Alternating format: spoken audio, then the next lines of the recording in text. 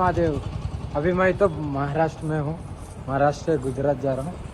गुजरात सोमनाथ दर्शन करके, नागेश्वर दर्शन करके, काली माता की दर्शन करके फिर तेलंगाना को जाएगा। हर हर महादेव। जय श्री महाकाल। ओम नमः शिवाय। जय सनातन धर्म। जय अघोरी काली। ओम नमः शिवाय। हर हर Mahadev. This is the Maharashtra. ओम नमः शिवाय। हर हर महादेव। अभी मैं तो महाराष्ट्र में हूँ। महाराष्ट्र से गुजरात जा रहा हूँ। गुजरात सोमनाथ दर्शन करके, नागेश्वर दर्शन करके, काली माता की दर्शन करके फिर तेलंगाना को जाएगा। हर हर महादेव। जय श्री महाकाल। ओम नमः शिवाय। जय सनातन धर्म। जय अघोरी काली। ओम नमः शिवाय। हर हर Mahadev. This is the Maharashtra. నిన్న కాక మొన్నని వరంగల్లో సిచ్యువేషన్ చూసాం. అక్కడ శ్మశానంలో కూర్చొని పూజలు చేస్తుంది.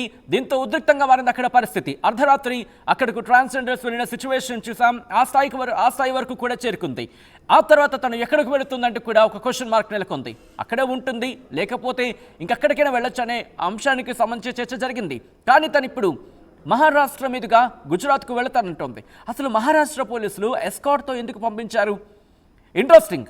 అవును, ఇక్కడ తెలంగాణ నుంచి మహారాష్ట్ర బోర్డర్లో తనని విడిచిపెట్టిన సందర్భం దాదాపుగా 2 వారాల 3 వారాల క్రితం మనం మాట్లాడుకుంటే, అక్కడ మహారాష్ట్ర నుంచి తిరిగి ఇక ఆంధ్రప్రదేశ్లో కానీ తెలంగాణలో 2 తెలుగు రాష్ట్రాల్లోకి అడుగు పెట్టదు అనేది సినారియో. కానీ తను కట్ చేస్తే అక్కడి నుంచి, అంటే మహారాష్ట్ర నుంచి సిచ్యువేషన్ కట్ చేసి ఆంధ్రప్రదేశ్లో తన దర్శనం ఇచ్చింది. ఆంధ్రప్రదేశ్లో ప్రత్యక్షమైంది.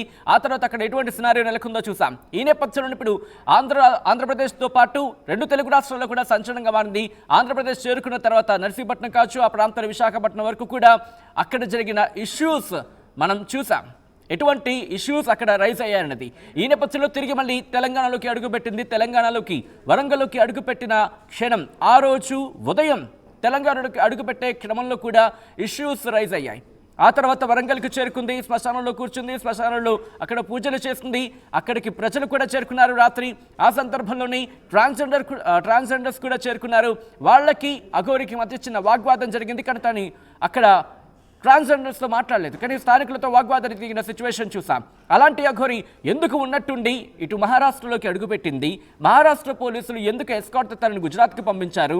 మహారాష్ట్ర ఎందుకు వెళుతోంది? మహారాష్ట్ర నుంచి తిరిగి తెలంగాణకు ఎందుకు వస్తా అంటోంది? ఏం జరుగుతోంది? అప్డేట్స్ అందించడానికి మా ప్రతినిధి మహేష్ సిద్ధంగా ఉన్నారు. మహేష్, ఇటు అఘోరికి సంబంధించి ఎందుకు మహారాష్ట్ర వెళ్ళింది? మహారాష్ట్ర పోలీసులు ఎందుకు ఎస్కార్ట్ ఇచ్చారు తనకి? ఖచ్చితంగా సచిన్, ఇప్పటికే అఘోరి మాత వరంగల్లో యొక్క కార్ సర్వీసింగ్ చేసుకున్న తర్వాత నేరుగా అక్కడి నుంచి మహారాష్ట్ర వెళ్ళింది. మహారాష్ట్ర నుంచి గుజరాత్ కూడా ఈ రోజు చేరుకున్నట్టు మనకు సమాచారం ఉంది. ఎందుకంటే గతంలో చూసుకున్నట్టయితే నేను అన్ని రాష్ట్రాల్లో కూడా మంచి, అంటే దైవభక్తి కలిగినటువంటి నాకు చాలా భక్తులు ఉన్నారు. అన్ని రాష్ట్రాల్లో కూడా నన్ను పూజించే వారు ఉన్నారు. కానీ తెలంగాణ, ఆంధ్రాలో వచ్చిన తర్వాత అక్కడ అంత వైరల్ అయిన నేపథ్యంలో అందరూ కూడా ఆమెను స్వాగతించడం, వాళ్ళు తిరస్కరించడం జరిగిన పరిస్థితులు మనం చూస్తున్నాం. ఏది ఏమైనప్పటికీ అన్ని రాష్ట్రాల్లో కూడా నాకు మంచి గౌరవం ఉంది. ప్రతి ఒక్కరు కూడా నన్ను పూజించేందుకు సిద్ధంగా ఉన్నారు. నాకు చూస్తున్న పరిస్థితులు బట్టి విజువల్లో చూడొచ్చు. అంటే మహారాష్ట్ర ప్రభుత్వము ఈ యొక్క ఎస్కార్ట్ తోని నన్ను తీసుకెళ్తున్నారంటే ఇది ఎంత గొప్ప విషయం చెప్పుకోవచ్చు. ఎందుకంటే ప్రతి రాష్ట్రంలో కూడా ఇటువంటి యొక్క సంకల్పంతో ముందుకెళ్తున్నాను. ఖచ్చితంగా నాకు వేల మంది భక్తులు కూడా ఉన్న పరిస్థితి ఉంది. ఎందుకంటే నాకు ఎక్కడికి పోయినా మంచి గౌరవం ఇస్తారు. తెలంగాణలో నేను ఇంటర్వ్యూలు ఇవ్వడం వల్లే ఇటువంటి ఒక సంఘటనలు జరిగిందని చెప్పి ఇప్పటికే చెప్తుంది. ఎందుకంటే ఇప్పటికైనా నన్ను చూడండి, నన్ను నమ్మండి. ఎందుకంటే అంటే నమ్మద్దు అనే ఉద్దేశం ఒక మాట చెప్తుంది, మనం నమ్మాల్సిన పరిస్థితులను కూడా సందర్భాలు చెప్పిన పరిస్థితి. ఏది ఏమైనప్పటికీ మహారాష్ట్ర నుంచి నేరుగా ఇప్పుడు గుజరాత్ కి చేరుకుంది.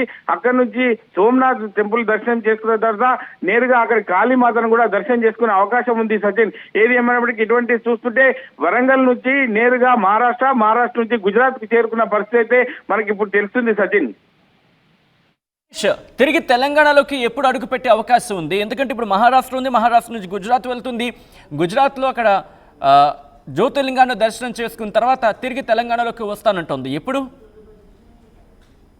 మేరకే నేను ఈ దర్శనాలు చేసుకుంటున్నాను. ఖచ్చితంగా సోమనాథ్ దర్శనం తర్వాత ఈ యొక్క కాళీమాత దర్శనం కూడా చేసుకున్న తర్వాతనే తెలంగాణ రాష్ట్రంలో అడుగు పెట్టడానికి నేను సిద్ధంగా ఉన్నా అని చెప్పి మనకి ఇంత ముందే ఫోన్ లో మాట్లాడిన సమాచారం తెలుసుకున్నాము. ఏది ఏమైనప్పటికీ ఇటువంటి దర్శనాలు గురువు ఆజ్ఞతో ఈ దర్శనాలు ఖచ్చితంగా చేసుకోవాల్సిన పరిస్థితి ఉంటుంది. కాబట్టి ఖచ్చితంగా నేను దర్శనం చేసుకున్న తర్వాత వస్తా. అంటే లోక కళ్యాణానికి సనాతన ధర్మం ఎక్కడున్నా చేయాల్సిందే. నా సంకల్పాన్ని నేను నెరవేర్చడానికి సిద్ధంగా ఉన్నా. ఖచ్చితంగా సనాతన ధర్మాన్ని వాటిని పాటిస్తూ ముందుకెళ్లాల్సిన పరిస్థితి ఉంది. కాబట్టి ప్రతి విషయంలో కూడా నేను చూసి ముందుకెళ్తున్నాను. ఎందుకంటే ఈ యొక్క ధర్మాన్ని కాపాడుతూ ముందుకెళ్తాను. నేను ఎక్కడున్నా ధర్మం కోసమే పనిచేస్తాను. కాబట్టి ఈ యొక్క సనాతన ధర్మం సంకల్పమే ఉద్దేశం కొద్దిగా నేను ముందుకెళ్లడం జరుగుతుంది అని చెప్పడం జరుగుతుంది.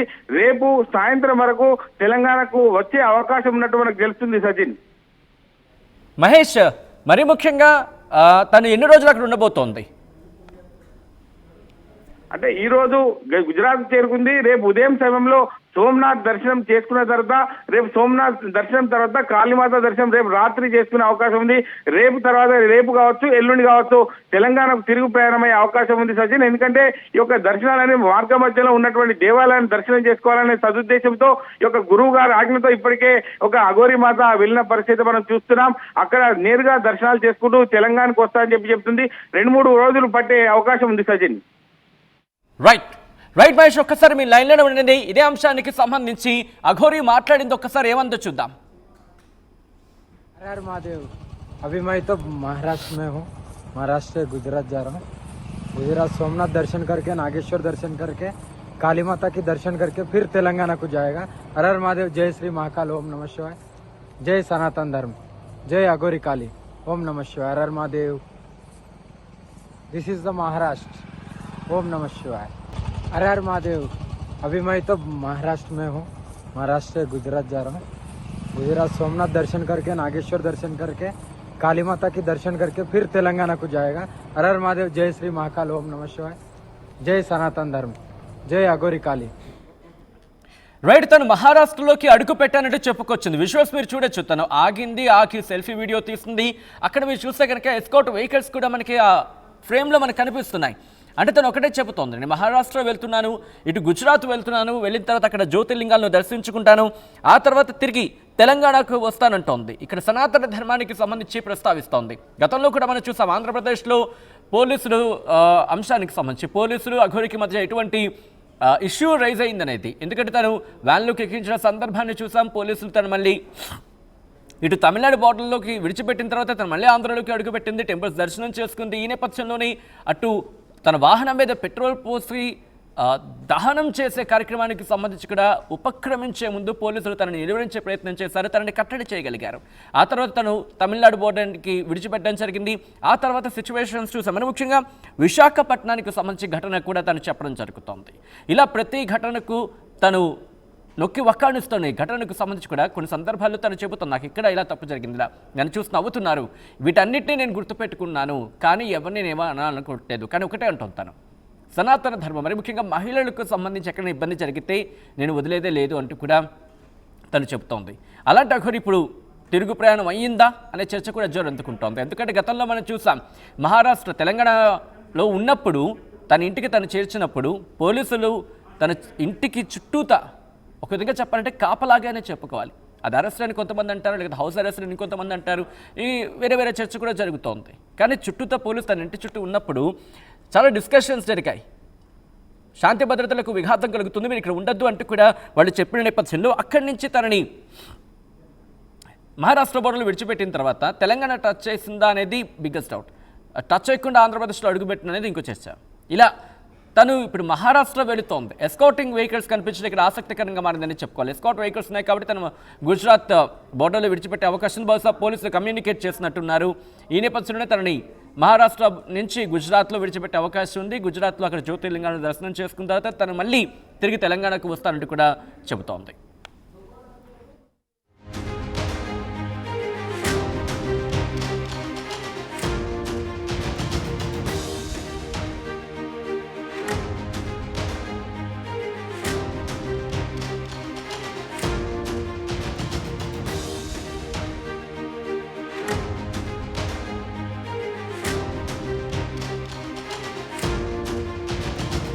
महाराष्ट्र से गुजरात जा रहा हूँ। गुजरात सोमनाथ दर्शन करके, नागेश्वर दर्शन करके, काली माता की दर्शन। हर हर महादेव। अभी मैं तो महाराष्ट्र में हूँ, महाराष्ट्र से गुजरात जा रहा हूँ। गुजरात सोमनाथ दर्शन करके, नागेश्वर दर्शन करके, काली माता की दर्शन करके फिर तेलंगाना को जाएगा। हर हर महादेव। जय श्री महाकाल, ओम नमः शिवाय। जय सनातन धर्म, जय అదే ఆర్టీవీ యాప్ వార్తల్ని క్షణాల్లో చదివే అవకాశం ఉంటుంది. ఒక న్యూస్ పేపర్, ఒక టెలివిజన్ ఛానల్ మీ చేతుల్లో